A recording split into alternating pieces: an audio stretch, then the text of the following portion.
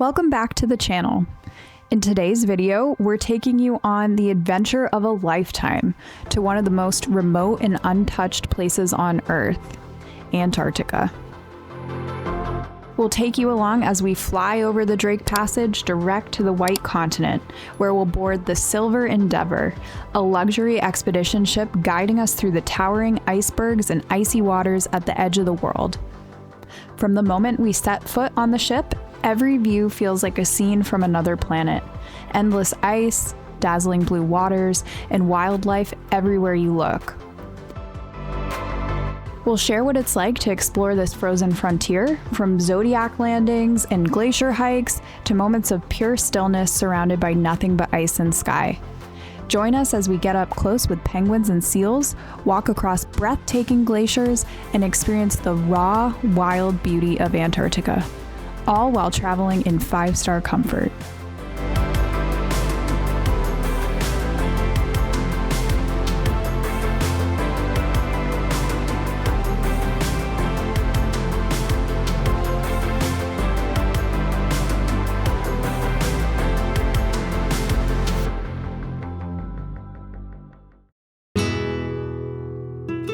Our journey with Silversea begins in Santiago, Chile, the vibrant capital city nestled between the Andes and the Pacific coast.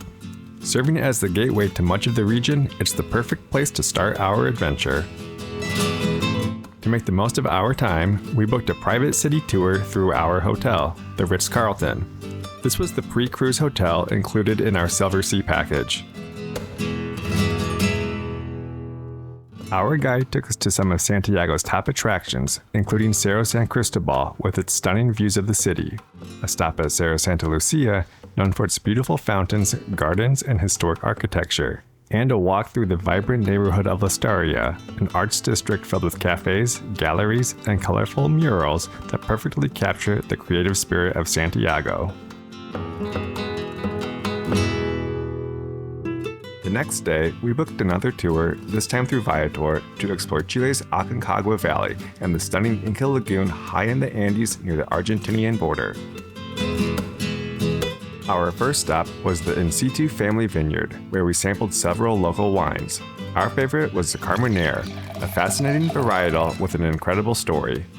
Originally a French grape thought to be extinct after a plague in the 1800s, it had actually been brought to Chile years earlier, but mistaken for Merlot. It wasn't until 1994 that it was rediscovered as its own unique variety. After the tasting, our journey continued with a scenic drive deep into the Andes to the Inca Lagoon. There we enjoyed lunch overlooking the turquoise water and spent some time exploring the quiet mountainscape before heading back to the hotel.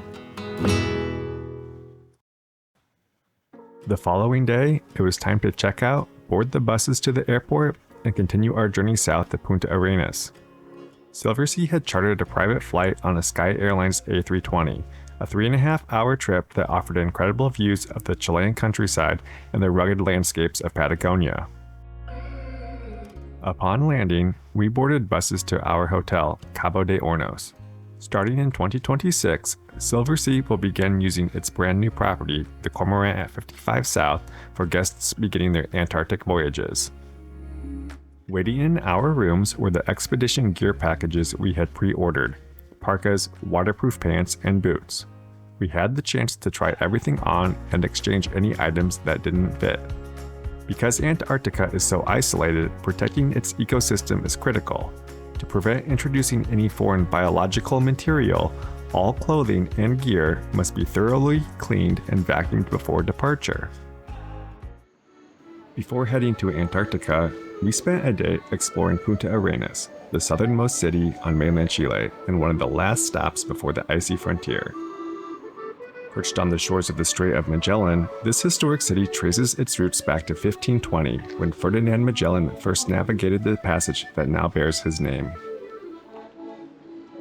For centuries, Punta Arenas served as a vital stop for explorers, sailors, and traders, making the long and often perilous journey around South America long before the Panama Canal was built. By the 1800s, it had grown into a bustling port and later became a launching point for Antarctic expeditions. Many legendary explorers, including Ernest Shackleton and Roald Amundsen, passed through here on their way to the South Pole. Today, that same spirit of exploration is still alive. With its colorful European-style architecture, cozy cafes, and monuments honoring the adventures of the past, Punta Arenas remains a place where history and discovery meet.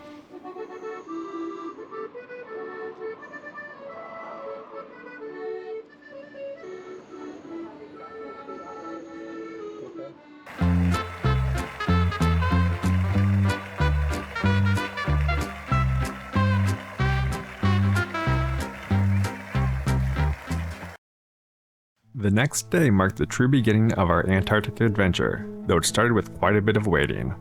Flights into King George Island are entirely dependent on the weather, and we had to wait for a safe window to open. Ours closed shortly after we checked out, so we ended up waiting nearly 6 hours before conditions finally cleared.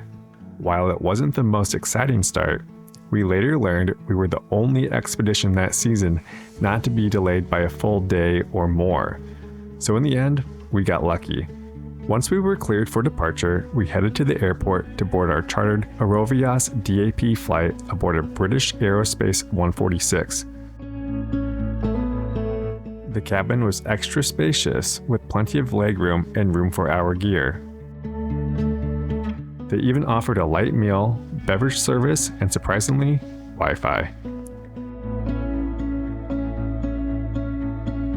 The journey took about 3.5 hours, a far cry from the 2-day voyage it would have taken to sail across the Drake Passage. For us, flying was definitely the way to go. After landing, night fell quickly around us. We bundled up and took our first steps onto Antarctic soil, making our way to the buses that would carry us down to the waiting Zodiacs along the shore. Once aboard, we received a short safety briefing before grabbing our life jackets and heading out for the ride of a lifetime.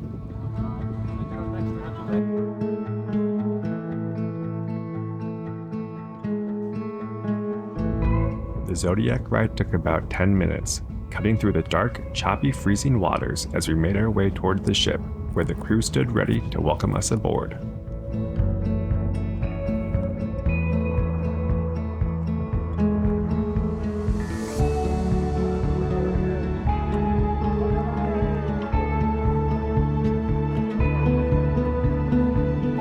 Rinsed and scrubbed our boots, a preview of our regular boarding routine to ensure we didn't bring any foreign material or the avian flu on board. After a final safety briefing and check-in, it was well past midnight.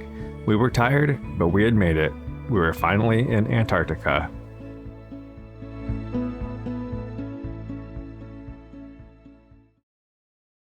With the journey behind us, let's take a quick look at our suite. We stayed in a classic veranda suite, starting with the cozy lounge area complete with a sofa, a small dining table, desk, and a large TV. The queen-size bed made for some incredibly restful nights with different pillow options to choose from. Near the entrance, there's a dedicated gear closet, perfect for storing parkas and waterproof pants after excursions. We also had a fully stocked minibar tailored to our preferences that was restocked daily by our butler. There was a coffee station, which was nice when we weren't quite ready to leave the room, and glassware for wine and other beverages. The bathroom was surprisingly spacious with heated floors, a rainfall shower, and a separate toilet room.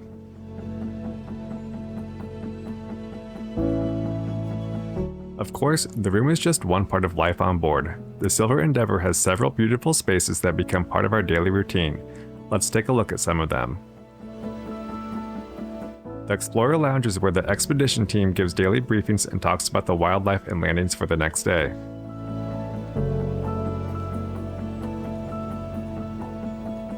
Just above that is the Observation Lounge. This became our favorite spot to grab a cocktail and watch the ice drift by. With floor-to-ceiling windows and wide panoramic views, it's one of the best places on board to take in the scenery, spot wildlife, or just relax between excursions. Next is the library. It's a quiet and cozy space filled with books about Antarctic history, wildlife, and exploration. It is a perfect place to listen to a lecture from the expedition team and learn more about the places you're visiting. Every excursion starts and ends in the mudroom. This is where you gear up, grab your boots, and get ready to head out on the Zodiacs. It's designed to make the whole process smooth and easy. And finally, there's the laundrette. It's small but convenient, especially when you're dealing with layers and cold weather gear during a long trip and trying to pack light.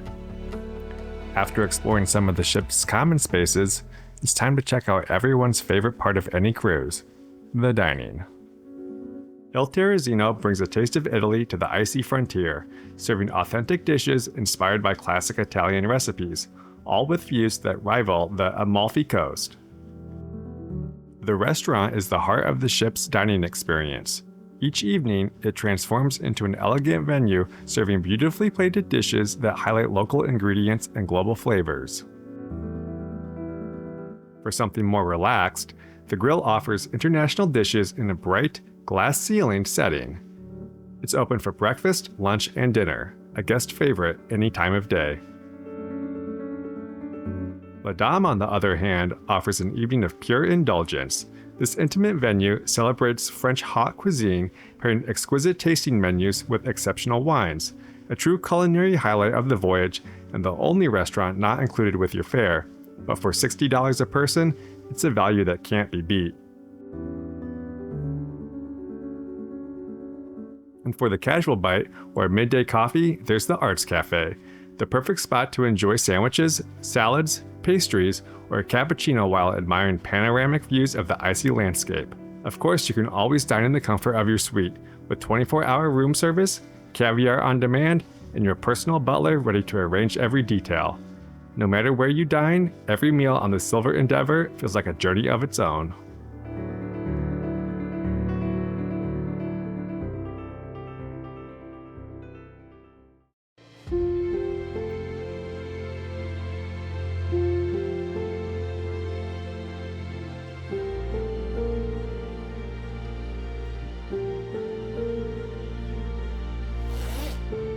Each afternoon, after the day's 2 excursions were complete, we gathered in the expedition lounge to reflect on the day's experiences and received a briefing on the next day's tentative plans. Plans were based on real-time weather conditions, sea ice movement, and landing site accessibility.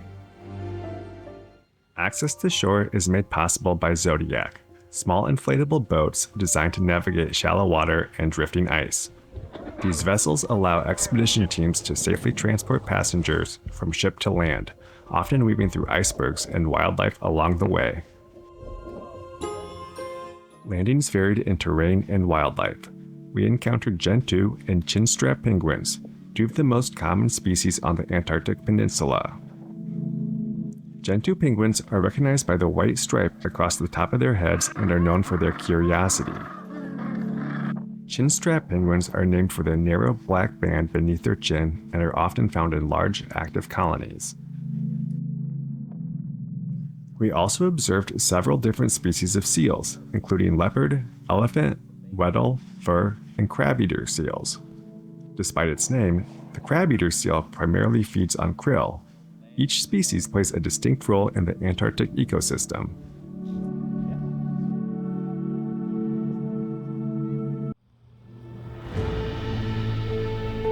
We also visited Wordie House, a British research station established in the 1940s. Preserved as a historic site, it offers insight into early scientific exploration in Antarctica.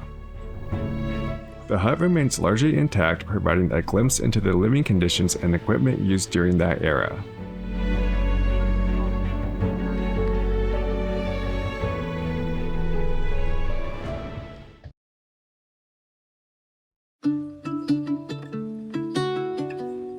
Each landing was brief, each moment fleeting, but together they form an experience that's difficult to measure and impossible to forget. Long after we've left the ice behind, it's the stillness, the scale, and the quiet sense of perspective that continue to stay with us.